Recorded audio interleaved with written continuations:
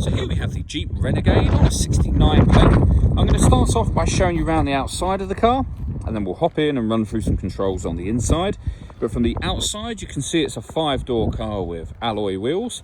Let's start off inside the boot and then work our way around the rest of the car from there.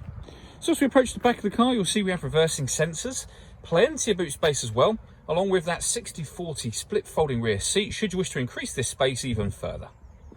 Okay, so we're just going to work our way back round to the front of the car, and then we'll hop in and run through some controls on the inside. But now that we've done a full circle of it, you can see it's in excellent condition the whole way round. Just briefly before we climb in, I think it's what we're seeing the interior from this exterior point of view. There's plenty to run through on the dashboard, so let's hop in and we'll do that now. Okay, now that we're inside the car, we're going to start with the dials. On the left-hand side, we have the rev counter, and on the right-hand side, the speedometer. In the middle, you can see the total miles for this car, which are only 1,969, so very low mileage. And above that, we currently have the digital readout for the speedometer. You can change the information that's displayed there by using buttons on the steering wheel. And as you can see, you get various different menus available to you, eventually back round to the beginning again. If we back out to the steering wheel, the buttons I was using just now are here. We've got phone controls over that side as well. And then on the right-hand side, we have cruise control and speed limiter. The phone controls can only be used after such time as you pair the phone up, which is done over on the touchscreen just here. So we have the kind of main menu buttons on the bottom, including phone, as you can see there. We're on the DAB menu at the moment, but you still have this little kind of sat-nav screen in the middle. But if you want the sat-nav properly, you would press the nav button just here. You can then navigate to a location, or you can view a map. There's a video showing how the sat-nav works, which you can find on our website and also on our YouTube channel as well for a full kind of run through. But essentially very easy system to use. Let's say all touchscreen, your radio is accessed just there.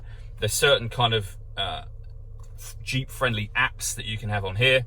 So you can see, for example, you can adjust all of these sorts of things on the fly. Very, very easy to do.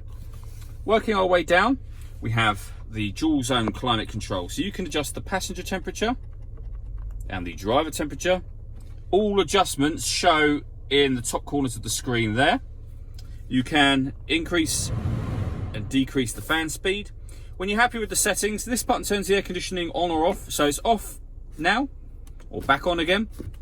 Or you can hit auto and the car will now maintain the temperatures you've asked for by taking full control of the fan speed for you. And to override that, just readjust the fans at any point in time you want, and you're back now to manual aircon. Below that, we have the auxiliary and USB inputs. So they are two of the ways in which you can listen to your own music, and a 12-volt charging socket just there. We then have the gear lever for the fully automatic gearbox. And then we've got stop and start just here. So this car is designed to cut out when it's stationary in traffic to save you fuel. I've just turned that system off, so it's back on again. That's your electronic handbrake, and this button will turn off the traction control in the car. All that leaves me to say is thank you for taking the time to watch this video. If you'd like to come and see the car in person and have a test drive, please feel free to call any of our MJA sites. We'd love to hear from you soon.